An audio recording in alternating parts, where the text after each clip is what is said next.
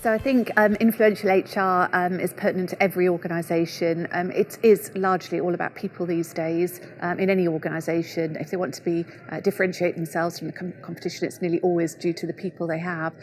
So I think HR has a fantastic opportunity to really influence the strategy of an organisation, whether it's the organisational design, whether it's the resourcing, the workforce planning, the culture, the employee engagement, or just providing basic HR support. Fantastic opportunity. And a great opportunity to be influential right across the executive table. So the HR profession has obviously been evolving over many years. I'm fortunate to have been in the profession for I think about 30 years now. So where I think it's going is increasingly important place for organisations. So, as I say, it really does have the opportunity to make the big difference for the organisation with the people strategy. So I think it's a fantastic opportunity for anybody coming into the profession to really influence the future strategic direction of organisations across the piece.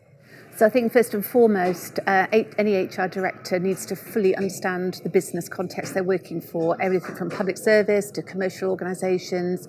You need to understand what it is that your business is up against, what the strategy, what the direction of the organisation is, what the competitor landscape is. So if you don't understand that, then it's very, very difficult to make the appropriate HR interventions that are really going to help drive that organisation forward. So to me, very, very important that you have a general business understanding and then you can bring to bear those different HR practices. I think the other things I'd say is it's an incredibly fast-moving world that we live in today. So there is a bit about personally making sure you're resilient, making sure you can cope with the speed of change, and really having those things that are going to help support you, the support mechanisms around that make the difference for you. And I think the other thing I'd say is, as you're rising to become an HR director, if you're not already there, make the very most of getting the breadth of opportunity and try and work in every different area of HR. I always say that one of the best pieces of advice I was ever given was to work in reward.